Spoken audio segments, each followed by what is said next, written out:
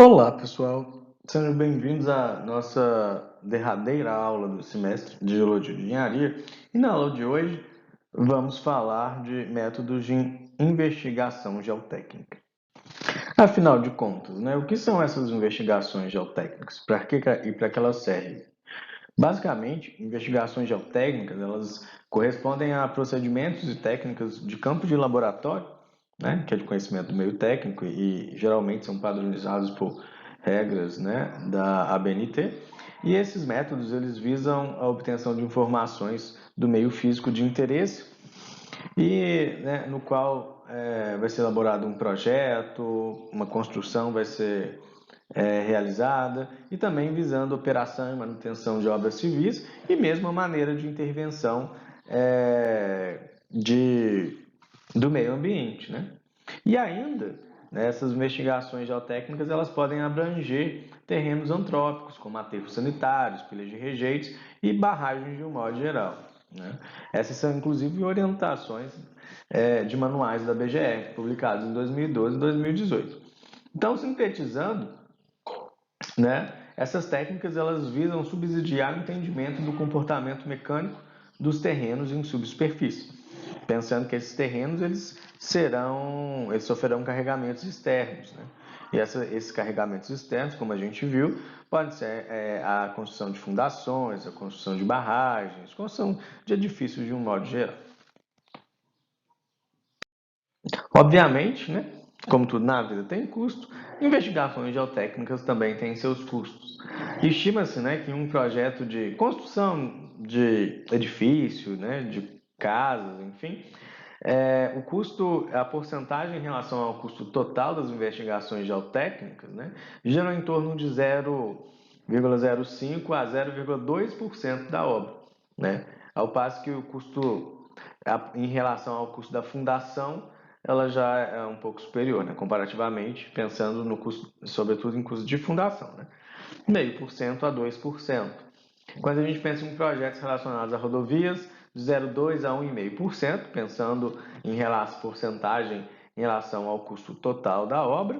E quando se pensa na comparação do custo das investigações geotécnicas com o custo da fundação, a gente tem em torno de 1 a 5%. E por fim, barragens, em relação ao custo total de 1 a 3%, e em relação ao custo da fundação, as investigações, os custos relacionados a investigações geotécnicas giram em torno de 1 a 5%. Percebam que são custos relativamente baixos, comparado com o custo total da obra e também com o custo dessas fundações. Bom, aqui é uma outra análise, Espo-Howe, que é a mesma questão, Então, assim, ele especifica em relação a edifícios, estradas, ferrovias, porém, o que eu acho interessante aqui é que ele faz uma média geral, Que, de um modo geral, pensando em todos os tipos de intervenções, os tipos de projetos, de um modo geral, o custo das investigações geotécnicas em relação ao custo total dessas intervenções gira em torno de 0,7%. E quando compara-se com fundações e obras de terra, a gente tem em torno de 1,5%. Ok? Que a gente não está trabalhando com valores, a gente está trabalhando com porcentagem. Porém, a gente, mais uma vez, a gente consegue perceber que é um valor muito baixo em relação ao custo total. E quando a gente pensa em mais uma vez, pensando em custos, no Brasil, segundo Schneider 2000, essas investigações geotécnicas em relação ao custo total de uma obra qualquer, ela vai girar em torno de 0,2% até 0,5%. Porém, quando se observa obras residenciais, construção de casas, ela aumenta um pouco. As investigações geotécnicas acabam que representa uma maior porcentagem em relação ao custo total, variando de 3% a 4%. Mas costuma-se dizer que a sondagem mais cara é aquela não executada. Lembrando, a gente vai ver mais à frente, mas sondagem é um método de investigação geotécnica, justamente porque a sondagem mais cara é aquela que não é executada, justamente por conta de situações dessas, né? Aqui é uma foto de Martino 2022, né, de uma publicação de 2022.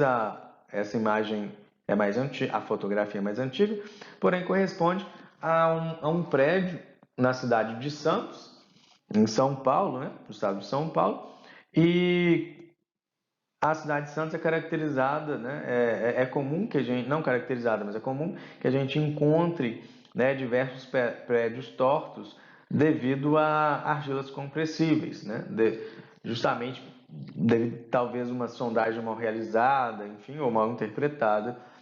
As fundações desses edifícios foram instaladas sobre solo compressível e com o tempo e com esse carregamento começou a haver subsidência, eles entortaram. De forma muito similar como aconteceu com a Torre de Pisa, né?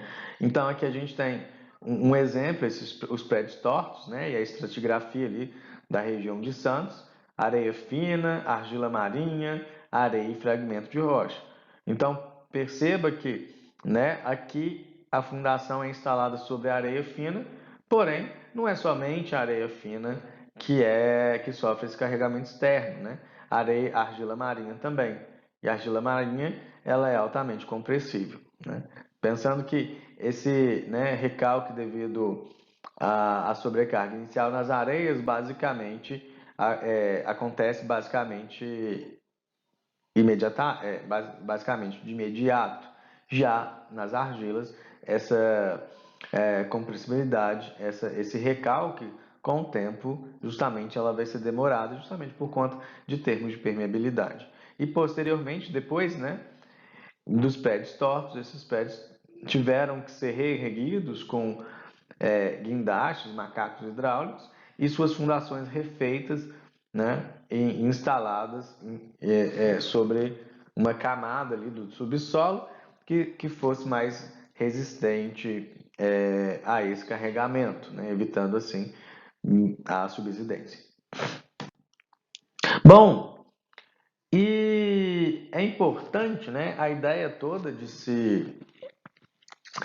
de se estudar o comportamento mecânico da subsuperfície em que algum tipo de intervenção vai ser realizada, justamente visa analisar o comportamento mecânico desses materiais e muitas vezes esse comportamento mecânico vai se dar em relação ao fator de segurança. Isso, né, um termo que a gente já viu largamente durante o semestre, né, com os cálculos de estabilidade de taludes, enfim, e justamente, né, quando a gente pensa em fator de segurança, a gente está pensando em equilíbrio daquele maciço rochoso, daquela fundação, enfim, né? E é importante, né, que o Wright 77 ele faz uma correlação interessante com o fator de segurança. Lembra quando a gente analisa a condição de ruptura de um maciço rochoso, enfim, ou de um talude em solo?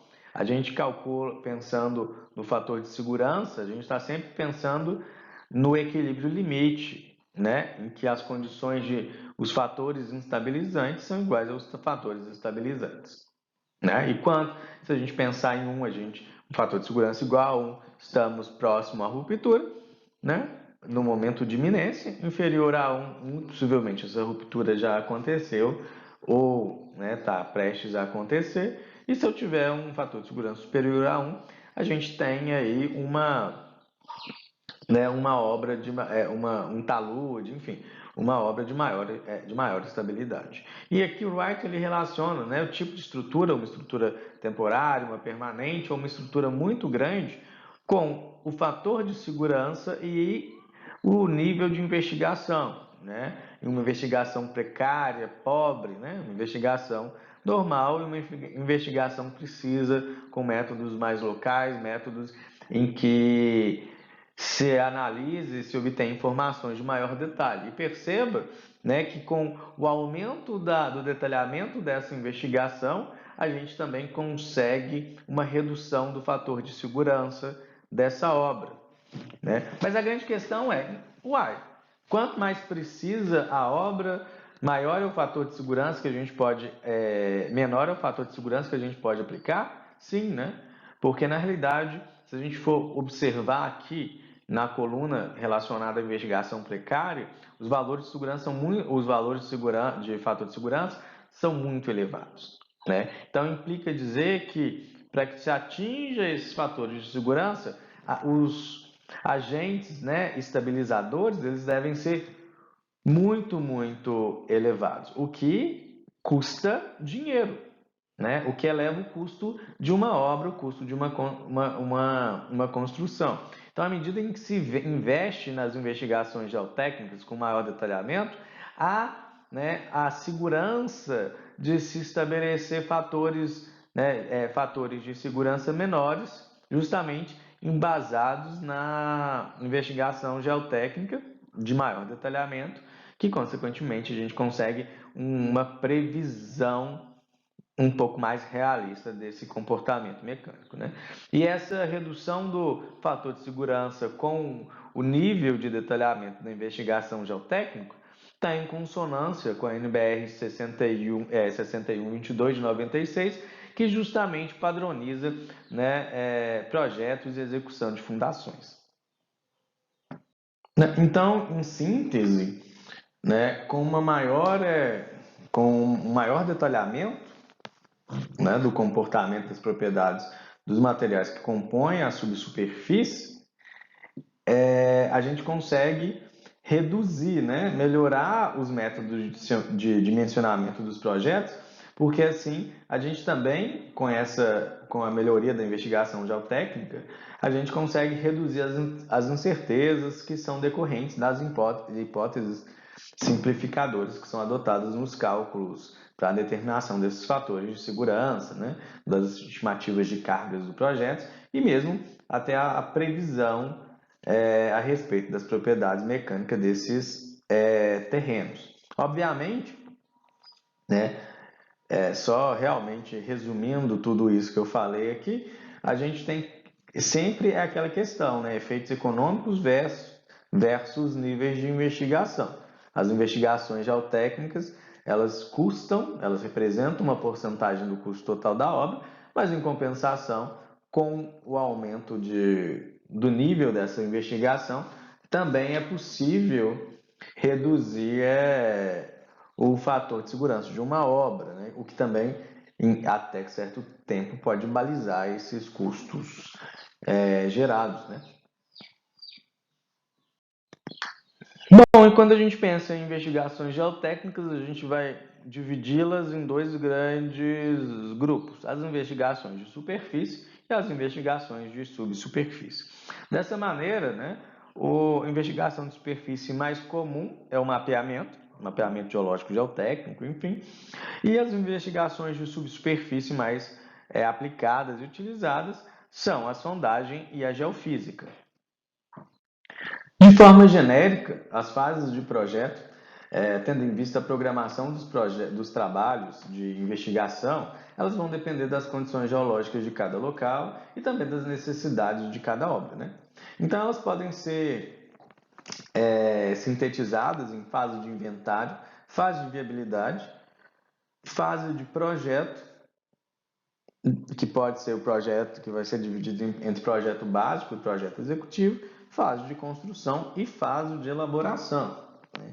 E aqui a ideia desse gráfico, né, dessa tabela, é elencar, né, as fases e correlacioná-las com o método de investigação geotécnica utilizado em cada uma delas. A fase de inventário, né, ela também pode ser chamada de plano diretor, e justamente nessa fase, os estudos realizados, eles são estudos em âmbito regional mesmo, cujo objetivo é estabelecer alternativas para a construção dessas obras, né, de obras ou então de intervenções no meio físico. Então, de um modo geral, a ideia é achar locais, né, mais adequados para a construção desses, para a construção, desenvolvimento dos projetos, né? Então, pensando em fase de inventário, né, a gente tem aqui, né, que usualmente acontece análise dos dados disponíveis, um sensoriamento remoto e, quando necessário, um reconhecimento geológico geotécnico de campo, mas também de âmbito regional, né? E, muito eventualmente, algum tipo de sondagem geofísica, né? E sondagem a trado. Esses dois métodos que são eventuais, né, na segunda BGE 98, já são métodos de investigações de subsuperfície. A segunda fase é a fase de viabilidade, né? Ela justamente corresponde ao anteprojeto. E o objetivo é verificar essa possibilidade do desenvolvimento da alternativa de execução desse empreendimento e que ela seja viável técnica e economicamente, né? Só que é importante salientar que nessa fase de viabilidade, né, essa verificação da possibilidade do desenvolvimento, não há necessariamente, né, o compromisso com a solução final, visto que nessa fase deseja-se, na realidade, a definição da continuidade dos estudos e dos investimentos mesmo, né?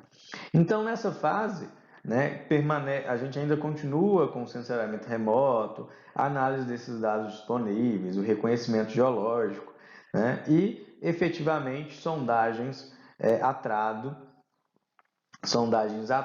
enfim. E aqui a gente já pode eventualmente começar com algum tipo de análise química, algum tipo de sondagens mais elaboradas, como sondagens a percussão, ensaios in situ e mesmo ensaios de laboratório, né, para ensaios geotécnicos de laboratório, seja de rocha, seja de solos.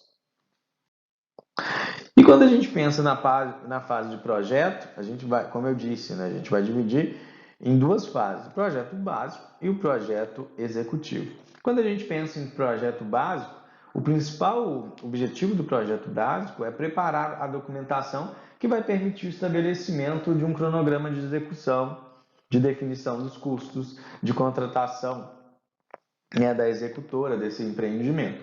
Então, aqui, né, já há necessidade de selecionar uma alternativa mais indicada, que seja, né, técnica e economicamente viável, evitando, e nesse ponto, né, essa alternativa viável, a gente deve evitar variações significativas na fase seguinte, né? E as investigações geotécnicas elas serão mais dirigidas, justamente porque o objetivo aqui é buscar informações mais detalhadas a respeito dessa alternativa escolhida, né? Então, na fase de projeto básico, então aqui, como métodos usuais, a gente já tem as sondagens da percussão, os ensaios, né, os ensaios geotécnicos, e aqui não necessariamente só, né, sondagens na percussão, sondagens rotativas também, enfim, né? E justamente, ou seja, né, quando a gente resume a questão do projeto básico, é para a definição da melhor alternativa para a implementação de uma obra.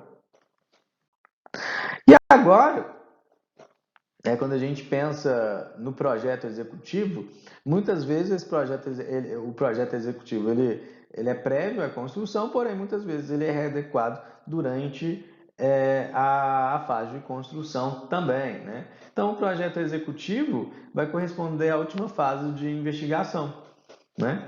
E que muitas vezes esse desenvolvimento vai acontecer também durante a fase construtiva. E geralmente, durante o projeto executivo, em que a gente já tem uma delimitação dos procedimentos, dos métodos construtivos, né, os ensaios eles vão ser mais pontuais e dirigidos, serão ensaios mais locais, né, serão investigações mais minuciosas mesmo, e sobretudo para acompanhamento dessas obras. Então, sondagens, né, acompanhamento técnico das obras, ensaios de laboratório, sondagem de percussão, sondagem rotativa, enfim. E quando a gente pensa na fase de operação, basicamente é colocar basicamente colocar, né, a obra efetivamente funcionando. Exemplo, se for uma barragem, vai acontecer o enchimento desse reservatório, né? E, enfim, ou se for uma obra, né, como uma mina, colocar em funcionamento. E durante essa fase operacional, né, eventualmente algumas investigações geotécnicas específicas podem ser necessárias, né? Mas somente se de repente o maciço, né, seja terroso ou rochoso, apresentar algum comportamento anômalo ou inesperado, né? E basicamente, então, em questões de operação, a gente basicamente tem esse monitoramento da obra. Bom, aqui agora todas as fases novamente: inventário, viabilidade, projetos básico e executivo, construção e operação. E aqui nós vimos, aqui tem, né, elencados investigações de superfície, investigações de subsuperfície, né? E a grande questão a gente pode dividir em dois grandes grupos esses métodos. Os métodos indiretos, né, como aqui elencado, sensoriamento remoto e sondagens geofísicas, né? Métodos indiretos quando eu digo que um método de investigação é um método indireto, implica dizer que não há coleta de amostra, né? Não há um contato direto com o objeto analisado. E quando a gente pensa em métodos diretos, necessariamente a gente está falando em obtenção de amostras, seja para análise química, seja para ensaio geotécnico, né? Mas é necessário o contato com esse material amostrado, né? Pensando em métodos de superfície, né, investigações de superfície, o mapeamento é o principal.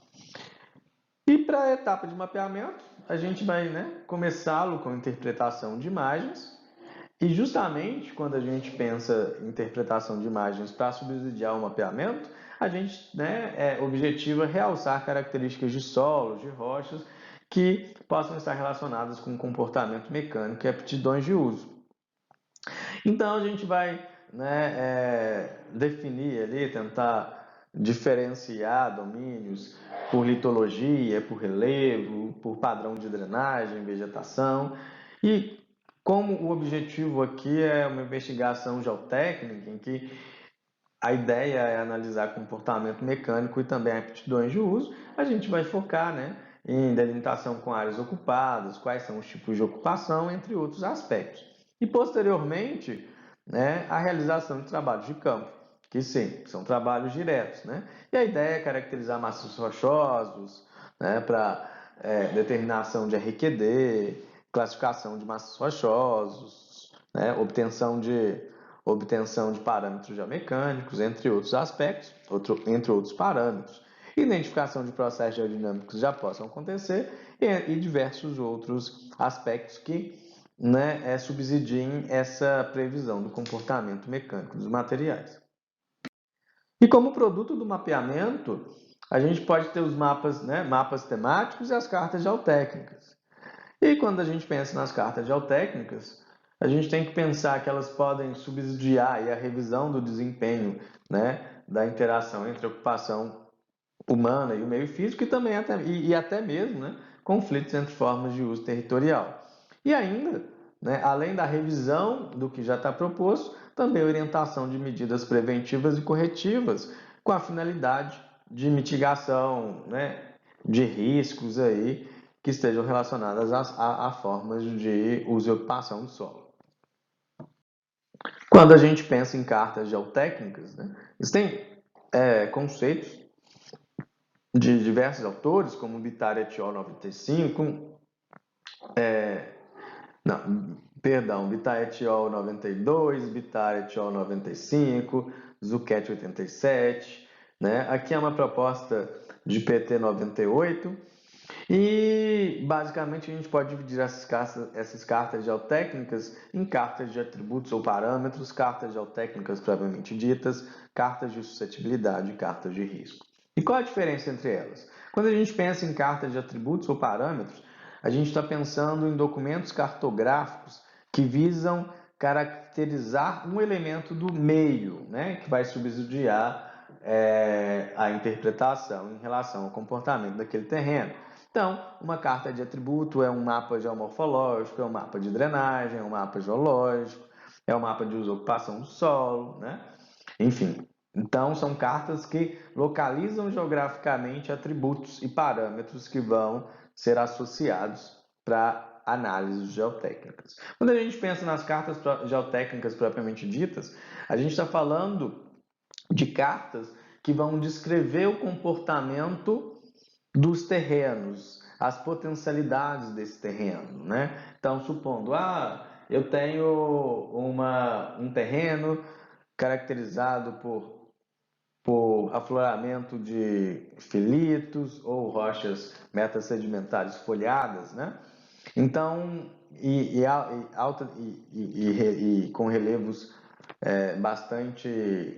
com bastante declividade, enfim. Então, o que esperar? É possível que haja escorregamentos, é possível que haja processos erosivos, enfim. Então, justamente as cartas geotécnicas visam indicar as potencialidades dos terrenos. Então, já há uma certa interpretação. Quando a gente pensa em cartas de suscetibilidade, essas cartas de suscetibilidade elas serão mais direcionadas a determinados processos. Né? Visto que, se a gente está pensando em suscetibilidade, a gente está pensando em quê? Na possibilidade de ocorrência de um determinado processo geodinâmico. Então, pensando que há diversos processos geodinâmicos, se a gente pensar o quê? Escorregamento planar. O mecanismo de ruptura de um escorregamento planar é diferente de um escorregamento circular, que é diferente de um tombamento, né? E que também é diferente dos parâmetros que vão reger a deflagração de um processo erosivo linear, né? Então, as cartas de suscetibilidade justamente visam apontar a possibilidade de ocorrência de um processo geodinâmico. Então, a carta de suscetibilidade a escorregamento, a carta de suscetibilidade a movimentos de massa de modo geral, escorregamento planar, né? a corridas, entre outros. E quando a gente pensa em cartas de risco, a gente, na realidade, está trabalhando, né, com a possibilidade de ocorrência de um acidente. E o que quer dizer isso? Né? Necessariamente a gente está falando, né, da possibilidade que aconteça um evento geológico e que cause danos. E no caso de uma carta de risco, esses danos estão mensurados. Né? Então, basicamente, a partir de uma carta de atributos, é possível gerar de uma forma bem sintética, né? A partir de diversas cartas de atributos, é possível gerar cartas geotécnicas propriamente ditas e, a depender da situação, cartas de suscetibilidade mais específicas em relação a determinados processos geodinâmicos. E quando essas cartas de suscetibilidade, né, e naquelas áreas em que as cartas de suscetibilidade elas né, se sobrepõem a áreas de ocupação urbana, enfim, de ocupação humana, né, começa-se a pensar em cartas de risco, justamente porque a carta de suscetibilidade visa, né, a quantificação ali, a classificação quanto à suscetibilidade, ou seja, a possibilidade de ocorrência de um processo, e a partir do momento em que eu tenho elementos sob risco, elementos em perigo, né? Ou elementos em vulnerabilidade, ou elementos vulneráveis, aí a gente começa a pensar em risco, justamente porque caso aconteça, se deflagre um processo, aquela população, aquela ocupação, ela pode ser atingida, gerando assim danos, né? Mas é importante lembrar que quando se pensa em carta de risco, a gente necessariamente está pensando o grau de perda, né? O dano gerado ele já é quantificado, ele já é mensurado. Em relação a cartas geotécnicas, foi uma rápida revisão, visto, né, que esse tema foi largamente abordado e estudado na disciplina EG 133, Geologia Urbana e Ambiental, que inclusive tem aqui no canal alguns vídeos que abordam os temas, né, sobre conceitos básicos de cartografia geotécnica, né? Cartografia de suscetibilidade, cartografia de risco a, a escorregamentos, a movimentos de massa e a inundações.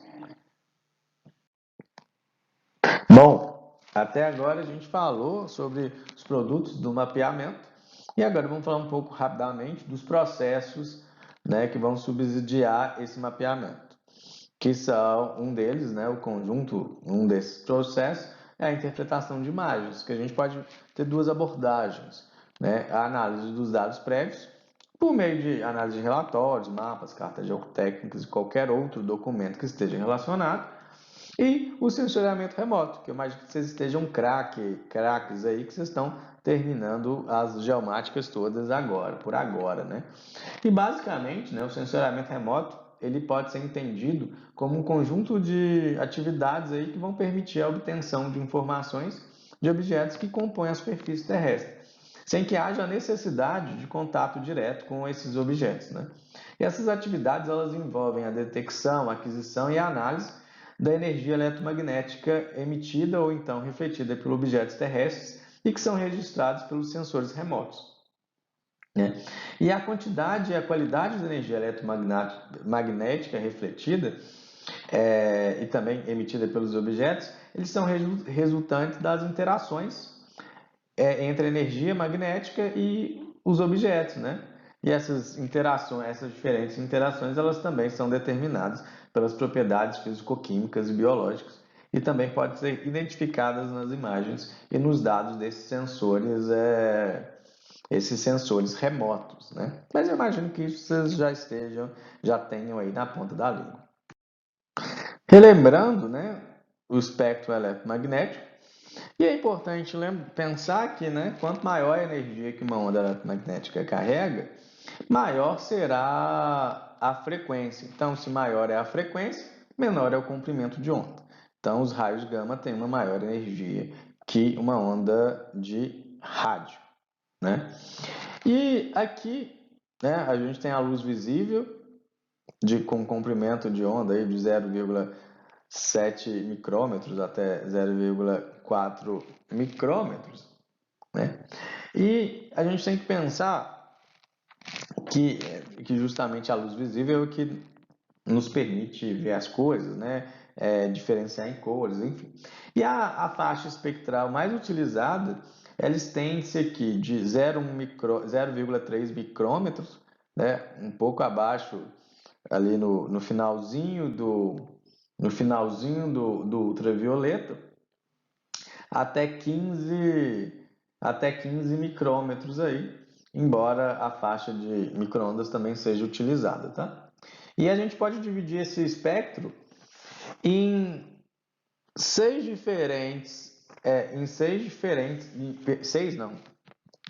em quatro diferentes espectros, né?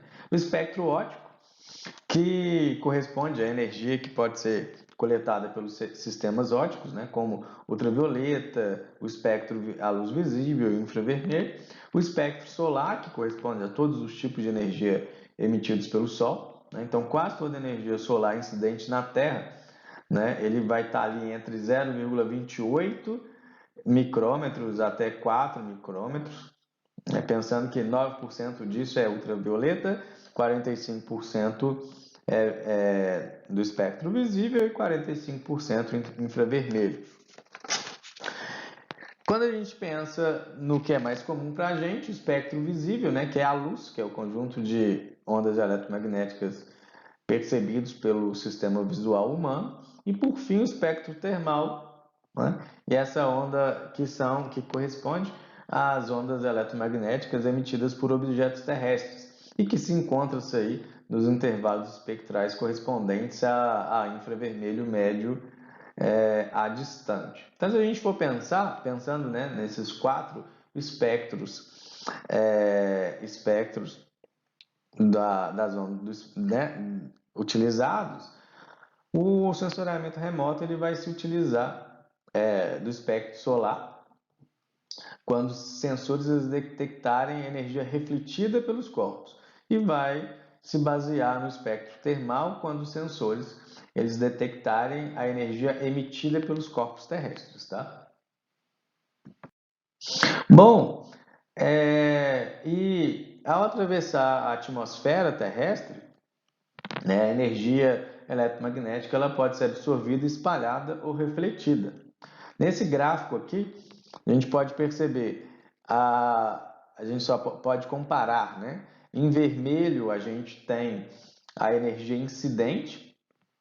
Lembrando que o gráfico aqui é energia incidente versus comprimento de onda, tá? A comparação com o espectro eletromagnético aqui.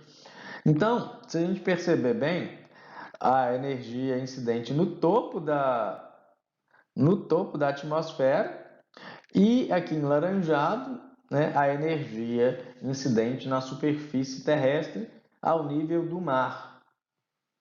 E perceba, então aqui já existe, né, a gente já vê que há uma perda de energia ao atravessar, né, a energia eletromagnética atravessar a atmosfera, né? Então, essas áreas sombreadas aqui correspondem às áreas de absorção devido a diversos gases aí, numa atmosfera limpa, né? Atmosfera limpa quer dizer uma atmosfera que não tenha nuvens, não tenha nenhum elemento que também possa refletir, absorver ou espalhar essa energia, né? Bom, e é interessante lembrar o seguinte, né? Que existem regiões em que a atmosfera vai absorver quase que totalmente as ondas eletromagnéticas, né? E essas áreas vão ser consideradas como atmosfera opaca. E ainda a gente vai ter aquelas porções em que a atmosfera ela não vai interferir em nada na, né, no caminho dessas ondas eletromagnéticas. Então, essas ondas elas são chamadas de janelas atmosféricas. E com isso, nessas regiões que os sensores, né, que são utilizados no sensoriamento remoto, são posicionados, para que a gente possa analisar os objetos terrestres, né? E a atmosfera quase não absorve, e é interessante lembrar o seguinte, que a atmosfera ela quase não vai absorver energia emitida pelos corpos terrestres, né? Exceto o ozônio. A energia eletromagnética, quando incide em um objeto terrestre, ela vai interagir com o material, como a gente já tinha falado rapidamente, e ela pode ser refletida, absorvida ou transmitida por esse material, e essa interação, essa reflexão, absorção ou transmissão pode ser total ou parcial, né? E a capacidade de realizar essas interações vão depender muito, né, da absortância, reflectância e transmitância.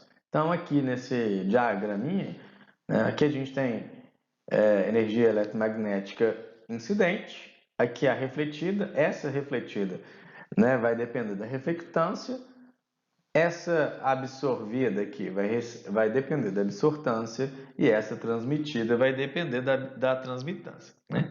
E justamente o que vai ser responsável pela assinatura espectral dos objetos que a gente analisa é a reflectância, né?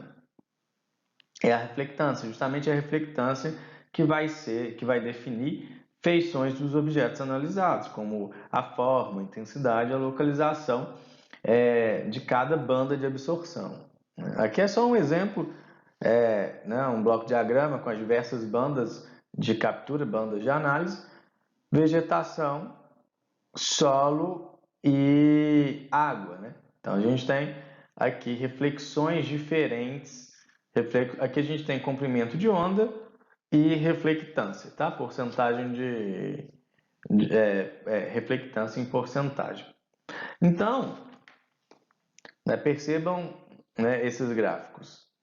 Pensando que aqui é a luz visível, tá? Os arco-íris, a luz visível. Bom, mas nesse sentido, a gente tem esse outro gráfico, né, reflectância espectral por comprimento de onda, e justamente a diferença entre as propriedades físico-químicas e biológicas dos materiais terrestres que vai permitir o reconhecimento, né, desses materiais devido à variação da porcentagem de energia refletida em cada comprimento de onda. Então, aqui é só um exemplo. Então, essas reflexões em determinar a quantidade de energia refletida em cada comprimento de onda vai ser característico, né? E vai corresponder à assinatura espectral daquele objeto terrestre analisado. Aqui mesmo são só algumas imagens sínteses para a gente, né, observar imagens de produtos que são gerados, né, em relação à banda espectral. Aqui é a considerada banda pancromática, né, de meio a 0,8 micrômetro, que são bandas de alta resolução. Então, aqui o método de captura é um pouco diferente, né, e essa resolução é temporal, né, de 130 dias. Aqui a gente já tem uma outra imagem, né, do mesmo lugar, mas diferente, com a combinação de bandas espectrais PANS, azul, verde, vermelho, infravermelho próximo. E aqui um exemplo de um imageador de amplo campo de visada WFI, né, em que observou-se basicamente bandas espectrais vermelho e infravermelho. É importante lembrar que à medida em que se manipula e se combina essas bandas, a gente pode ressaltar características, determinadas características de determinadas áreas, né, visando ressaltar algumas feições específicas para a nossa análise posterior. E essa figura aqui, na realidade, eu só queria mostrar, né, alguns espectros de reflectância dos objetos mais comuns na superfície. Então, basicamente, a gente tem água, né, água, solo e vegetação. Perceba que a resposta, né, a reflectância da vegetação, um determinado comprimento de onda aqui em torno de 1 micrômetro é muito superior, né? Então, se a gente percebe aqui nos espectros de luz visível, né, a gente de fato consegue identificar essas feições, né? No espectro de luz visível, a resposta espectral do solo, né, é maior do que a vegetação e, consequentemente, da água. Aqui são só alguns exemplos, né? Mais uma vez, comprimento de onda versus reflectância. Aqui são as bandas, bandas TM, tá? Do sensor, bandas do sensor TM, 1, 2, 4, 5 e 7. E caracteristicamente, aqui em vermelho representa a caulinita, em amarela a linha amarela, a curva amarela o gipso, a curva azul e rosa, né? Azul mortimorlonita e calcita rosa, né? Aqui a gente tem, né, respostas espectrais relativamente semelhantes, né? Respostas espectrais, ou seja, a quantidade de energia refletida por comprimento por comprimento de onda. Então, aqui a gente poderia ter neste gráfico uma certa dificuldade. Porém, né, aqui a gente mostra em relação, né, às bandas TM, bandas MSS, em relação ao espectro, né, eletromagnético, posicionamento das janelas atmosféricas. Vocês lembram que a janela atmosférica as janelas atmosféricas são as regiões da atmosfera em que basicamente não interferem na energia eletromagnética, ou seja, não absorvem nada. E aqui, né, a reflectância diagnóstica, né, com carbonatos, né, refletindo aqui comprimentos na banda ali por volta da banda 7, com comprimentos de onda ali em torno de 2 e pouquinho micrômetros, né? Ao passo que os minerais de argila, exemplo, né, montimorgilonita, a gente já tem outros comprimentos de onda. E, né, basicamente essa linha aqui, né, essa similaridade entre cálcio e monilita é muito, né, bem representado aqui. E percebam que os óxidos de ferro têm uma reflectância bem diferente aqui próximos às bandas 1 e 4 bem diferente dos apresentados aqui como carbonatos e argilas. E aqui é só uma figurinha, né, rápida, né? Aqui a gente está falando da reflectância também versus comprimento de onda de dois sedimentos, né? Duas classes granulométricas, silt e areia. E a reflectância do solo, ela aumenta com o comprimento de onda, e para os solos que têm a mesma composição mineralógica, né, a exemplo isso aqui, independente de qual seja, a tendência é que haja uma redução da reflectância com aumento de partículas, com aumento do tamanho das partículas. Então, isso aqui é evidente, né? A gente vê que a porcentagem a reflectância em porcentagem do silt quando comparado com a da areia. E essas imagens, né, do sensor, esses produtos sensores remotos são muito utilizados. Aqui um exemplo de monitoramento dos desastres naturais, né, inundação no rio Mississippi em 2003, não, perdão, em 93, o tsunami de 94, né, o, o antes e o depois, né, o antes e o depois, muito utilizado nesses monitoramentos. E desde que, né, os primeiros sensores remotos foram lançados, né, aqui foi a primeira fotografia da curvatura terrestre, eu acho que em 1935, não me recordo. Não. E aqui o primeiro, de fato, o primeiro foguete que conseguiu, né, tirar fotos assim. Então, aqui a gente tem ali as primeiras imagens de sensores remotos, né? E desde o lançamento lá dos primeiros sensores, né, remotos, o avanço da espectroscopia, né, dentro do sensoriamento remoto permitiu cada vez mais, né, análises mais detalhadas de diferentes materiais, né, como uma técnica não destrutiva e também de análise rápida. Né? E com esse desenvolvimento, novas fronteiras para o sensoriamento remoto vão surgindo. Né? Os sensores hiperespectrais, eles captam respostas em faixas contínuas de centenas de bandas, né? o que já é um grande avanço, e geram produtos aí, e geram dados que podem ser transformados em gráficos que vão representar o comportamento espectral da energia refletida. E por ser contínuo, né, em centenas, esse processamento, essa obtenção ser contínua em centenas de bandas diferentes, a gente permite um melhor detalhamento das informações obtidas. Né? Então, além desses sensores de altíssima resolução, a gente também conta com uma maior facilidade de aquisição e que, de certa maneira, né, com essa maior facilidade de aquisição, houve até uma popularização de ferramentas de sensoriamento remoto e, obviamente, novos procedimentos de processamento dessas imagens.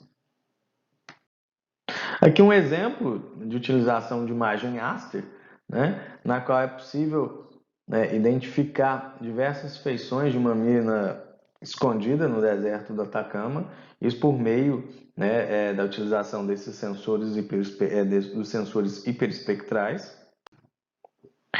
Aqui é interessante a análise, né, também para ocorrência de esmectitas. Vocês lembram, né? Cada material tem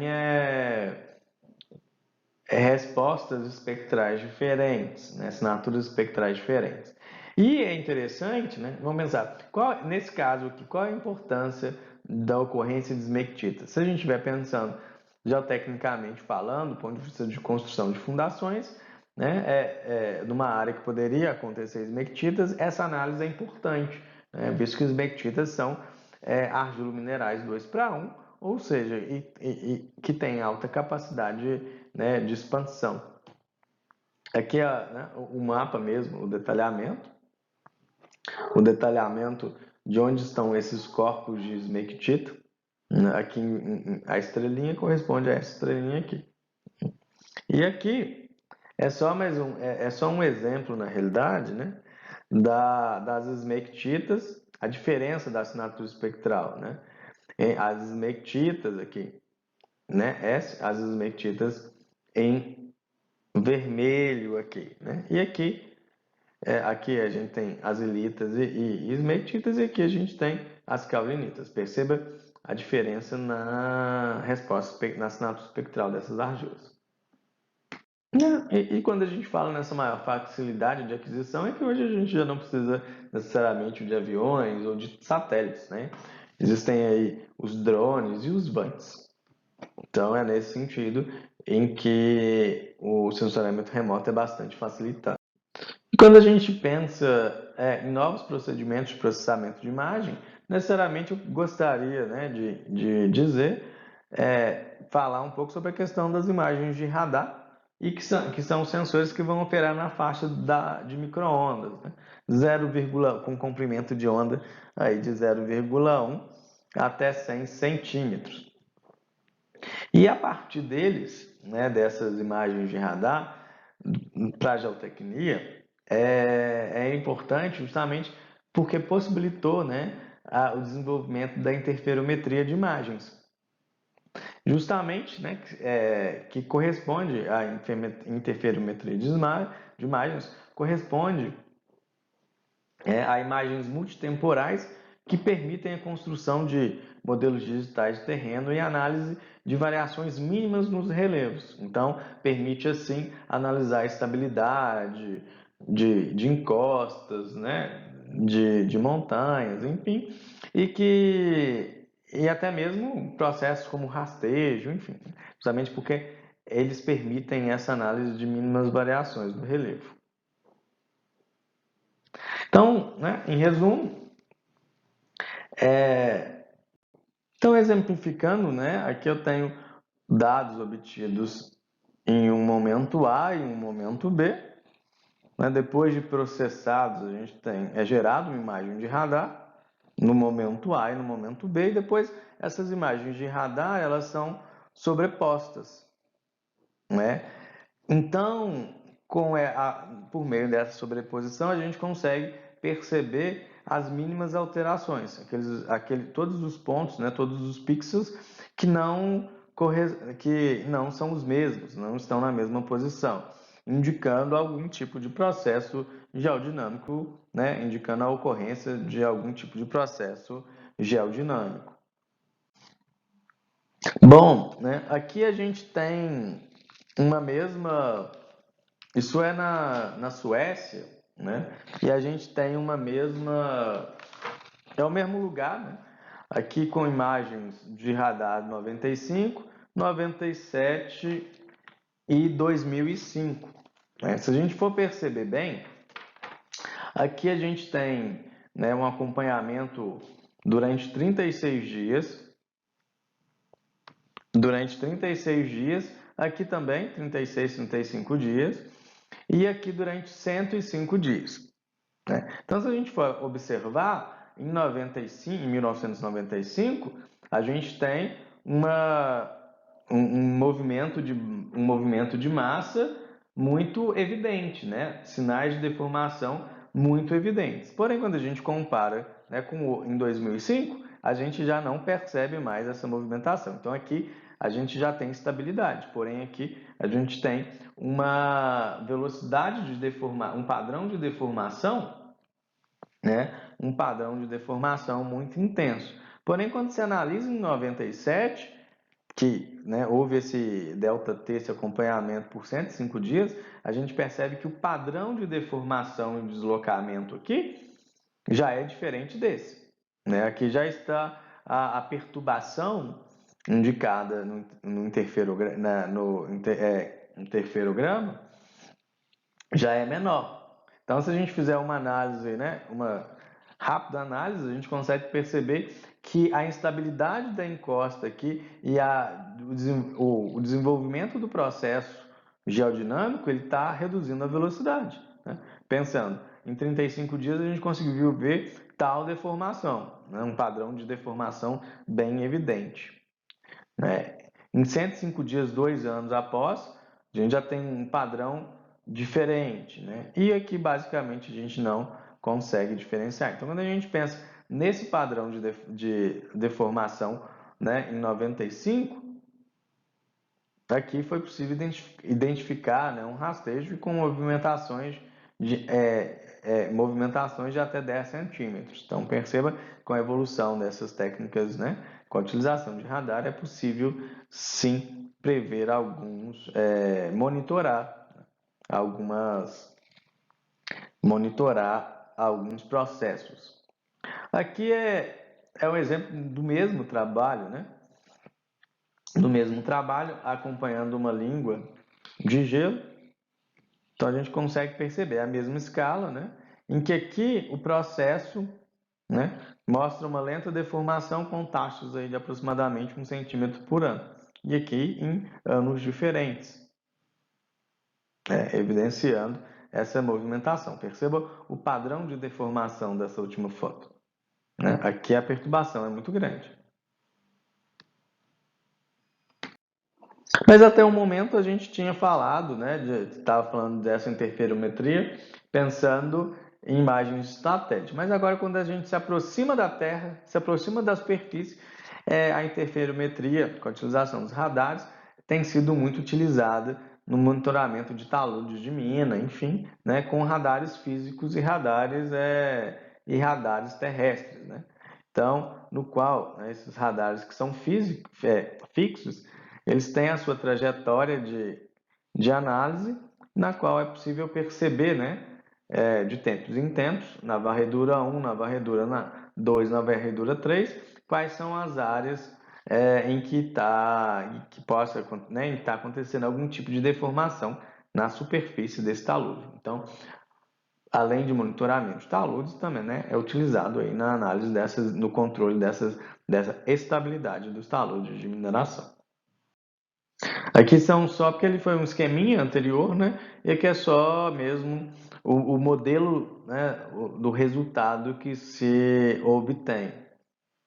Aqui o talude e as cores representando instabilidade, né? Em verde as porções estáveis e em roxo as porções em que tem a maior movimentação, a maior taxa de deformação.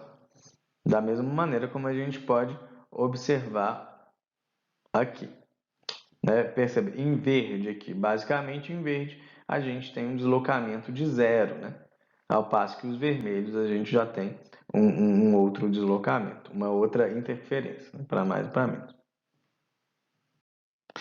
E agora, quando a gente pensa em investigações de subsuperfície, a gente vai pensar em geofísica e sondagem. Pensando em geofísica, né, os principais grupos aí são os métodos geoelétricos, os métodos sísmicos e os métodos potenciais. Quando a gente pensa em sondagem, né, sondagem a varejão, sondagem a trave, poço ou trincheira de expansão, sondagem a percussão, sondagem rotativa, sondagem roto-percussiva e galeria. Cada sondagem vai se diferenciar pela forma de perfuração, né? Então, cada forma de perfuração, cada característica do processo de perfuração vai apresentar resultados diferentes, né?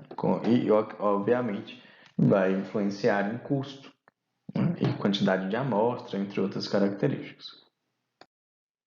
Bom, e a geofísica ela vai ser muito importante para o conhecimento do solo e da subsuperfície, né, de locais onde serão executadas grandes obras de engenharia, né, justamente porque as vantagens que os métodos geofísicos apresentam estão relacionados à sua rapidez, né, a ensaios que podem ser in situ, ensaios que não são pontuais, ou seja, abrangem grandes áreas e também a boa relação custo-benefício.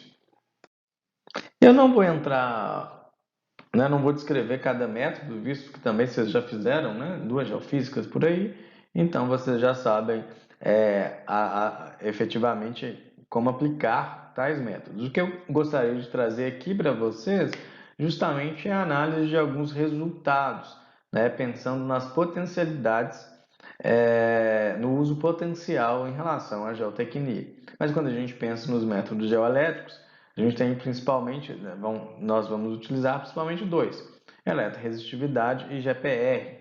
Quando a gente pensa em eletroresistividade, é possível fazer sondagem elétrica vertical, né, perfilagem elétrica e ainda caminhamento elétrico. Aqui a gente tem profundidades diferentes de aquisição e basicamente o caminhamento elétrico a gente vai permanecer numa mesma profundidade de aquisição, né? Lembrando que todos eles se baseiam na diferença de resistividade, na diferença entre a resistividade que os materiais da subsuperfície apresentam. E o outro método, o GPR, né? Que é o georradar, né? Ground Penetration Radar. E todos aqueles métodos de eletroresistividades, né, podem ser utilizados para identificar na geotecnia para identificação de cavidades, né, para determinar a espessura de capeamentos, o topo rochoso, aquíferos regionais, a possibilidade, né, a ocorrência de piping, erosão interna e também aí já saindo da geotecnia, mas a identificação de corpos minerais. E quando a gente pensa em GPR, na utilização do GPR, né, é possível identificar cavidades, né? Aqui são muito similares ao emprego do GPR, né, os objetivos e as possibilidades do uso do GPR ou do método de eletroresistividade, né, como identificação de cavidades, espessuras de capeamentos e topo rochoso. Porém, né, quando a gente percebe também utilidades do emprego do GPR, a gente pode analisar, né, estruturas, falhas, fraturas, descontinuidades, que são bastante importantes, né, no condicionamento de rupturas, né, de zonas de fraqueza no maciço rochoso devido ao fraturamento.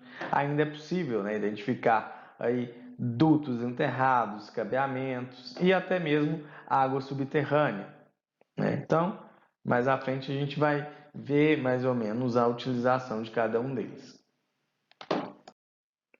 Bom, quando a gente pensa em sísmica, a gente tem dois grandes métodos: refração e reflexão, né? Para a utilização de refração, a gente consegue identificar espessuras de capeamento e topo rochoso, tá?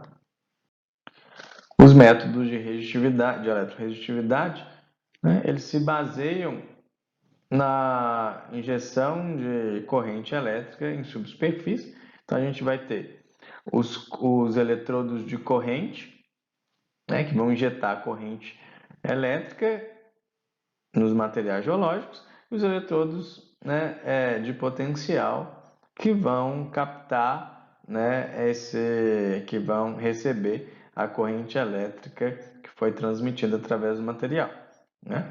Obviamente que existem várias possibilidades de arranjo, né? O SEV, a gente só, né, para a sondagem elétrica vertical, né, o arranjo ele vai sendo aberto, mas sempre com um ponto central.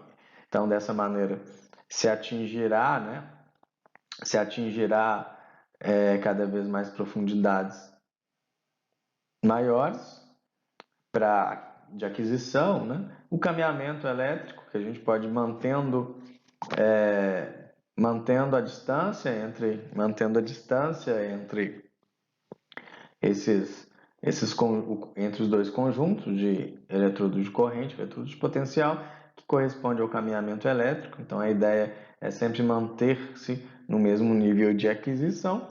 E, obviamente, que existem diversos arranjos entre esses eletrodos, né, de polo, Schlumberger, Werner, enfim, e que são mais indicados para determinadas características, uns mais utilizados para análise de camadas mais horizontais, né, outros mais indicados para variações verticais de eletroresistividade, enfim.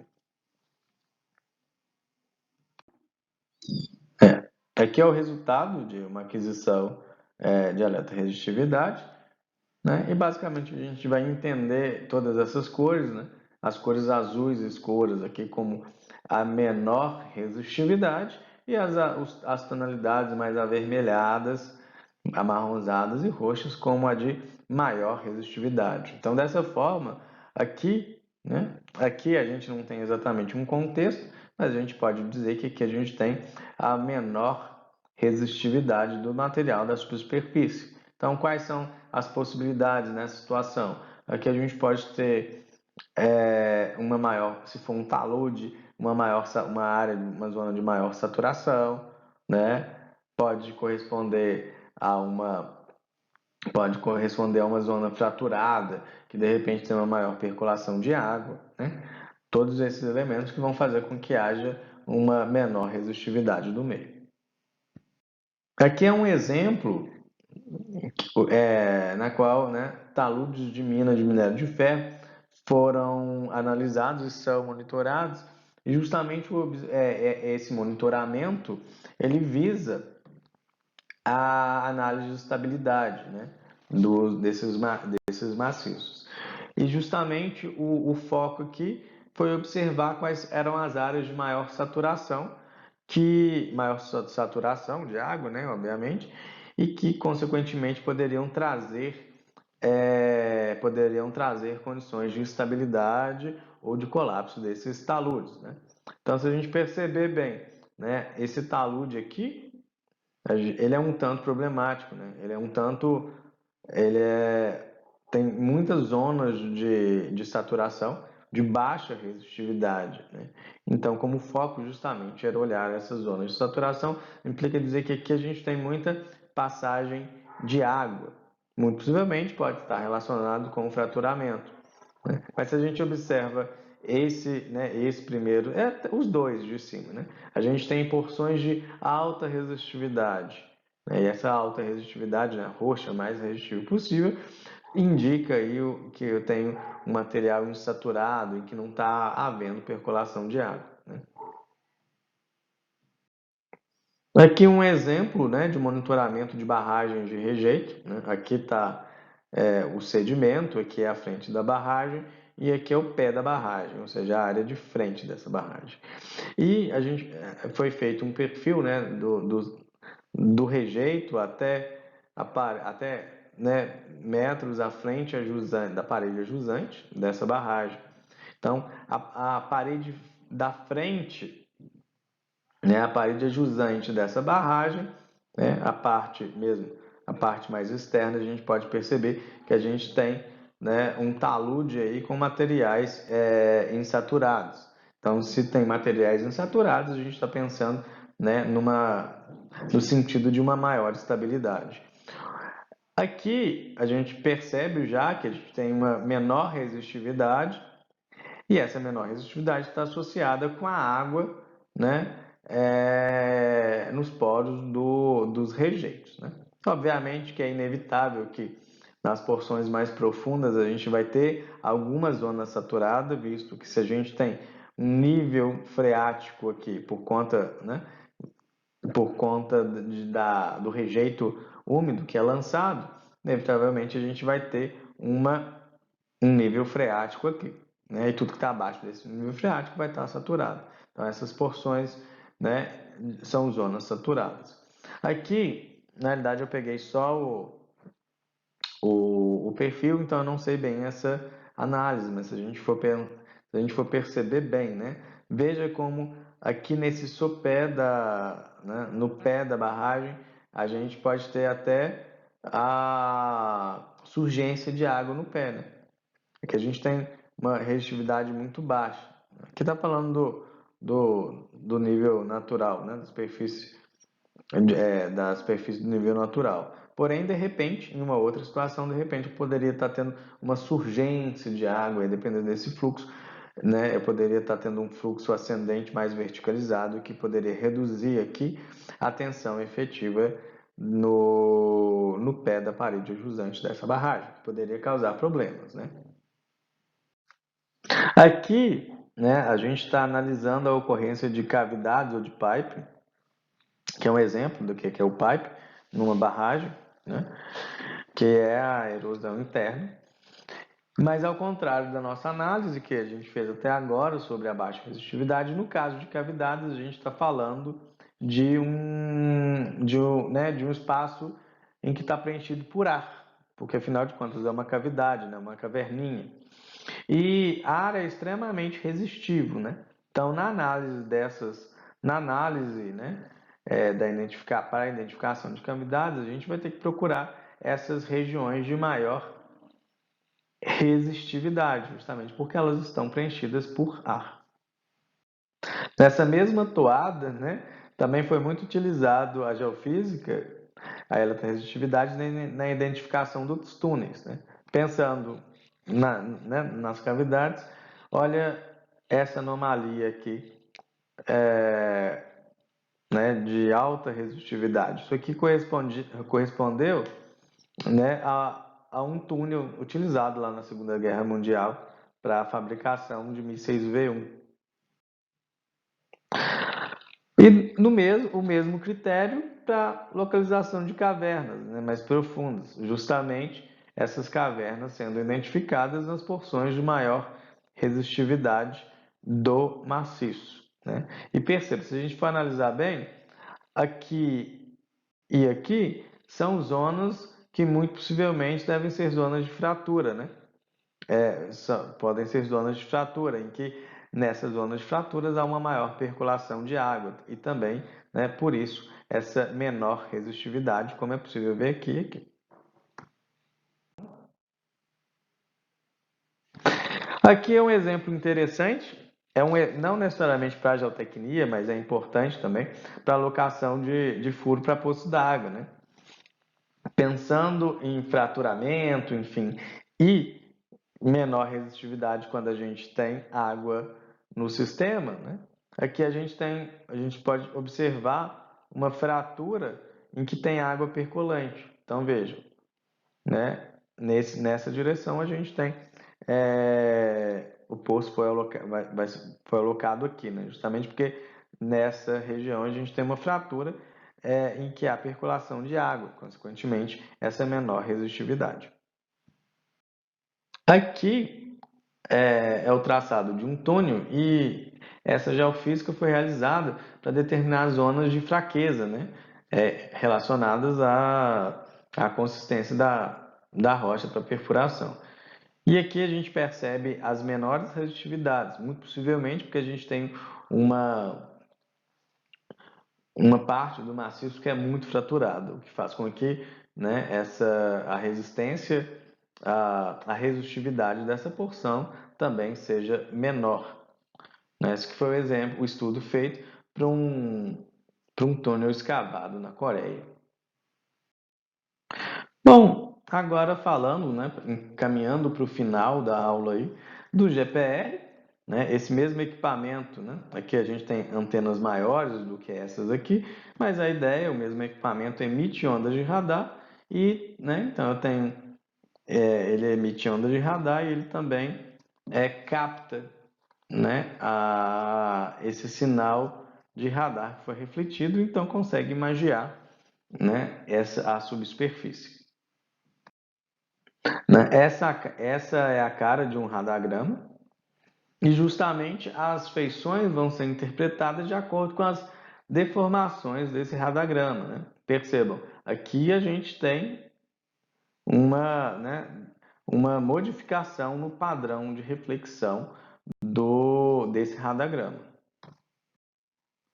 Bom, aqui é um exemplo, né, o GPR aplicado a análise de escorregamentos em taludes, foi de um trabalho, né, de Paris 2004, de sua tese de doutorado, lá no Sion, né, em Belo Horizonte. Aqui está o radagrama, né, e na qual foi possível identificar todas essas estruturas.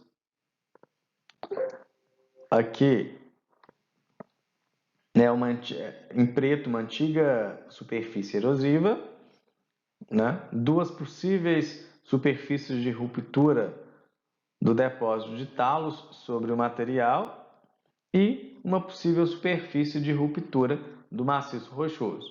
Né? Pensando que a gente tem, né, um maciço, aqui a gente tem fraturas e também a xistosidade.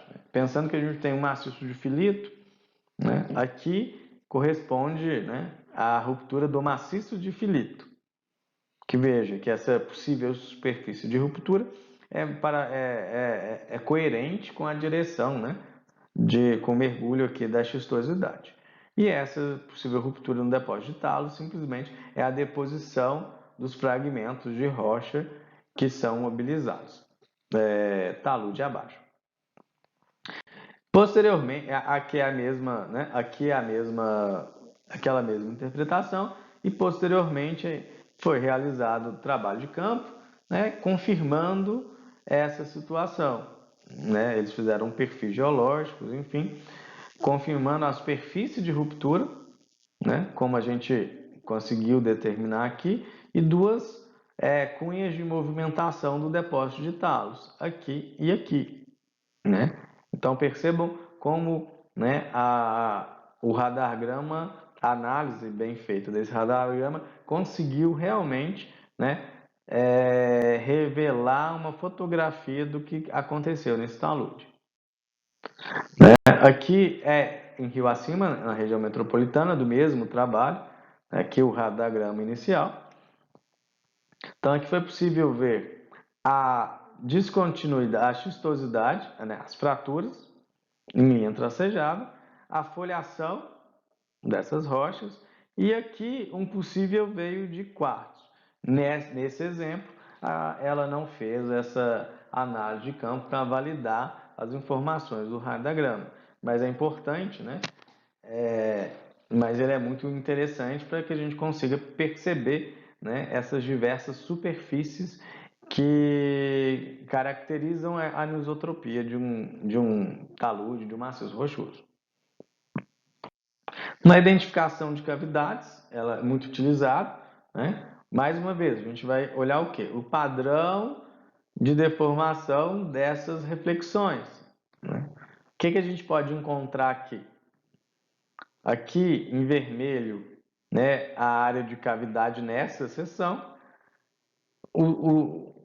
as linhas verdes, né, as linhas verdes está difícil, né, as linhas pretas são fraturas, e aqui nessas linhas tracejadas a gente tem possíveis cavidades, né, planos de cavidade, possíveis cavidades em planos paralelos a esse perfil que foi realizado, né, a investigação. E também na identificação de dutos, né? Percebam aqui esses padrões, né, de deformação no radagrama. Então aqui foi possível, né, observar tubos de água, rede de esgoto e tubos para passagem de cabo. E esse vizinho aqui eram refrações, né, relacionadas à trincheira, para a trincheira executada para a instalação dessa rede de esgoto. Bom, eu acho que eu já falei demais, quase 1h20, então sondagem fica para a próxima.